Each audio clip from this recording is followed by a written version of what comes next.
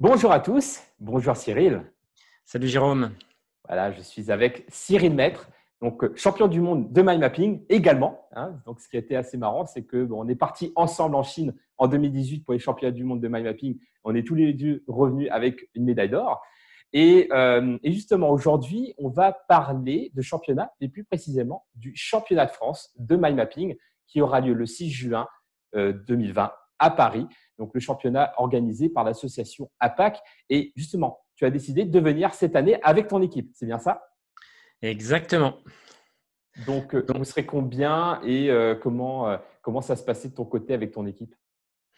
Alors, déjà, au niveau historique, j'ai commencé à former des gens l'année dernière. En fait, j'ai eu pas mal de demandes pour créer une formation sur mesure pour la préparation au championnat, que ce soit championnat de France ou championnat du monde.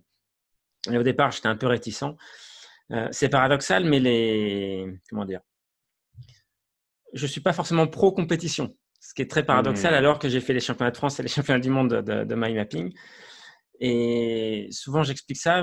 J'avais une première passion qui était les arts martiaux. J'ai fait beaucoup de compétitions dans ce domaine-là.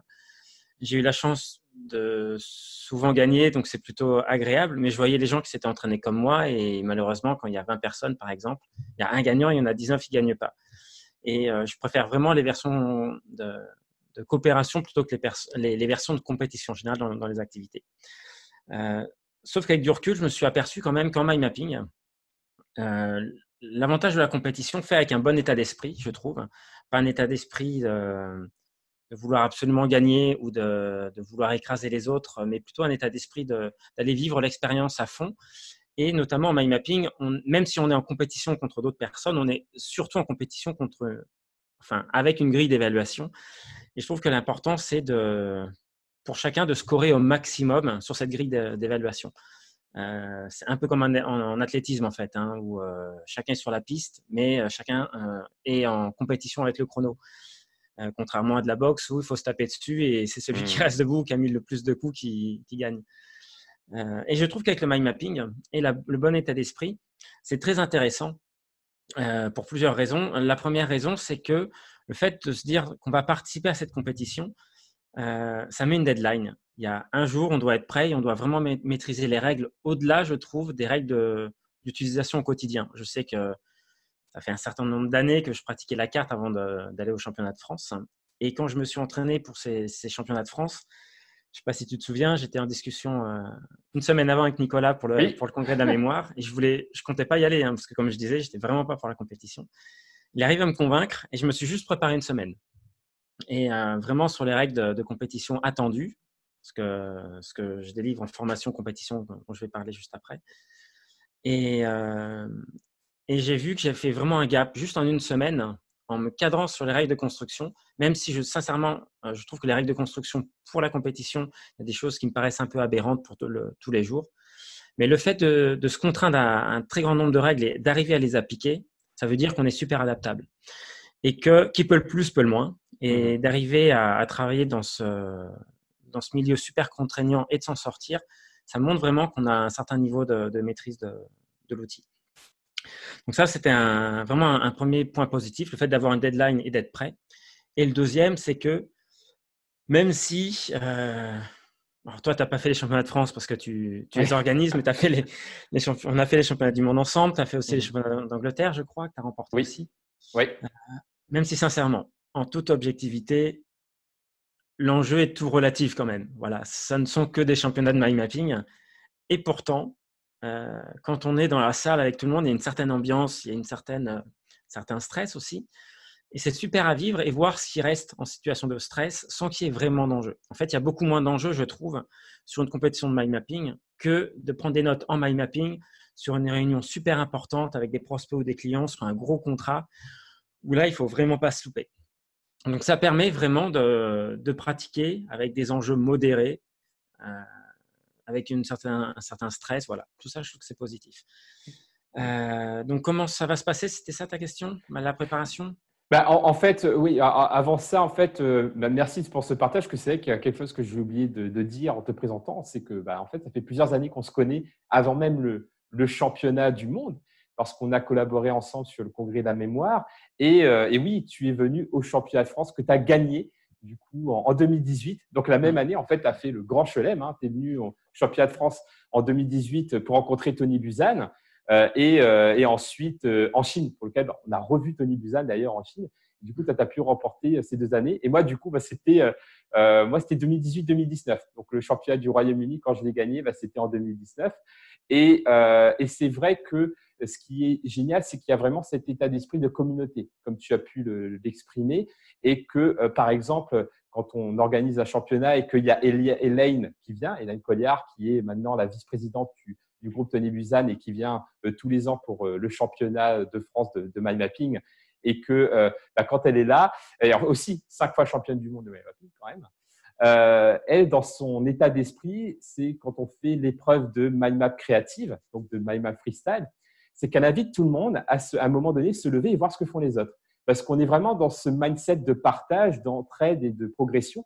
Et c'est pour ça que depuis l'année dernière, depuis 2018, quand on organise le championnat de France de mind mapping ou de lecture rapide, on fait aussi avec la dimension équipe. Parce que quand on crée une équipe, comme toi tu es en train de le faire, tu crées un groupe qui va se soutenir, qui va s'entraider, qui va se motiver. Et du coup, ça donne une dimension de motivation et d'entraide et de partage beaucoup plus grande que quand on y va avec un mindset, on va dire, de participants individuels en fait. Est-ce que tu es d'accord avec ça? Est-ce que tu ressens ça également de ton côté? Oui, déjà, c'est mieux d'y aller en équipe que d'y aller seul, je pense. C'est beaucoup plus sympa. Quand on avait été en 2018 au championnat du monde, par exemple, on y avait été avec plusieurs personnes et ça, c'est assez sympa. Ouais. Après, ça dépend de l'énergie de l'équipe. Mmh. Voilà, c'est toujours la même chose. Ça dépend de l'énergie de l'équipe. Et du coup, toi, qu'est-ce que tu as mis en place de ton côté quand tu crées une équipe, justement? Qu'est-ce que tu mets en place pour créer une synergie ou pour accompagner les personnes, pas pour le jour J? Alors déjà, je disais l'année dernière, j'avais créé une formation vraiment de préparation au championnat. C'était une formation test. Hein. On avait accueilli 8 personnes et sur les 8, je crois qu'il y en a 3 qui ont participé. Il y en a un qui a remporté une médaille d'or et un autre qui a remporté une médaille de bronze et d'argent, je crois. Et une troisième personne, je ne suis pas sûr qu'elle ait fait un podium. Mais j'ai pas organisé d'équipe et malheureusement, j'ai eu un souci d'agenda au dernier moment. J'ai même pas pu venir au championnat de France, ce que je regrette vraiment. Et du coup, cette année, je fais les choses. Et je dis je, mais en fait, on va faire les choses différemment parce que je ne vais pas préparer l'équipe tout seul. Ça fait 1 an que je travaille avec une personne qui m'assiste dans les formations présentielles, qui prend de plus en plus de place dans mon activité et qui va vraiment m'aider à préparer cette équipe. Moi, je suis vraiment le garant sur la partie technique et je vais amener les gens, en fait, déjà à bien comprendre les règles de notation. Donc, les gens auront grosso modo un niveau équivalent à un niveau d'arbitre. Pour moi, c'est vraiment très important qu'ils puissent évaluer leurs propres cartes, évaluer les cartes des autres dans la phase de préparation. Parce qu'on apprend vraiment autant en faisant qu'en observant. Donc ça sera le premier élément, l'aspect technique, donc compréhension des règles de notation. Et ensuite, sur les modalités, il y aura une partie en présentiel où on va vraiment avoir du drill et de l'entraînement et je vais vraiment passer toutes mes astuces. Il y a des astuces toutes simples, hein, mais normalement, une carte au quotidien, ça se prépare. Avant de prendre des notes avec un mind map, voilà. Moi, je préconise de toujours préparer sa carte. C'est minimal, hein, c'est le cœur de carte et puis les branches de premier niveau quand on peut. Sauf qu'en compétition, souviens-toi, par exemple, au championnat du monde avec Tony Buzan, on avait notre feuille A3 devant. Blanche. C'était interdit de toucher à la feuille ou au crayon. Tony Buzan est arrivé. Vous êtes prêts? Oui, c'est bon, on commence. C'est parti. Je vais vous parler du mind mapping et du sport, je crois, quelque chose comme ça. Et il enchaîne, direct. Donc, pas le temps de préparer le cœur de carte, pas le temps de rien, en fait. Et direct, il faut être en écoute active, aller chercher les premières idées clés, tout ça. Donc, moi, j'avais mis en place pas mal de stratégies pour m'en sortir dans cette situation-là. Et donc, c'est ce genre de choses que je délivrerai pour que les gens soient vraiment outillés pour que ça se passe le mieux possible pour eux. À côté de ça, il y a donc la personne qui m'accompagne en formation qui sera là vraiment plutôt pour l'aspect gestion, développement personnel et accompagnement émotionnel. Pour rentrer plus facilement en état de flow, pour gérer le stress, etc. Et surtout, pour injecter dans ce groupe ce qui est important pour nous, c'est la qualité de l'intention. Pourquoi on va y aller? Voilà, nous, on veut pas avoir de warriors, on n'y va pas absolument pour les médailles. S'il y a des gens qui gagnent, c'est super. Voilà. Mais ce qu'on veut, c'est que les gens ils se dépassent par rapport à ce qu'ils pensent pouvoir faire. Voilà, ça, c'est vraiment le plus important. Et qu'il y ait vraiment une bonne ambiance et que les gens y aillent pour vivre une expérience vraiment positive. Voilà. À côté du présentiel, on aura aussi un accompagnement d'1 mois. Donc, notre formation, c'est aux alentours du mois de mai. Donc, on va accompagner pendant 1 mois avec des exercices pratiques, des corrections, etc. Avec un groupe privé sur Facebook que tout le monde avance ensemble. Voilà un peu comment ça va se passer et ce qu'on a prévu de faire. Super, et ça va être super intéressant parce que depuis l'année dernière, on fait également un classement par équipe. Et du coup, ça va également gamifier un peu plus cette compétition qui n'est plus uniquement individuelle, mais par équipe. Donc, d'où la notion d'entraide. Et l'année dernière, c'est vrai que l'équipe Passion d'apprendre a gagné.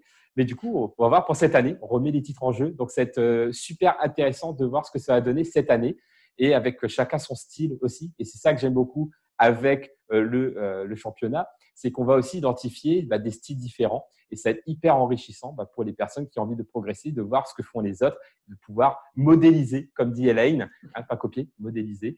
Et j'ai hâte de voir ça. Donc, je suis ravi que tu seras là avec ton équipe le 6 juin donc pour le championnat de France de mind mapping organisé par l'association APAC. Et pour les personnes qui aimeraient s'inscrire également. Il reste encore quelques places. Elles partent vite, mais bon, vous pouvez encore vous inscrire sur apac-association.com. Est-ce que tu as un dernier message à partager avec les personnes qui nous écoutent? Eh bien, qu'un maximum de personnes viennent nous rejoindre dans nos équipes. Ça sera très amusant. On va bien s'amuser. Yes. Merci beaucoup, Cyril. Et du coup, à très bientôt. À très bientôt. Salut, Jérôme. Salut.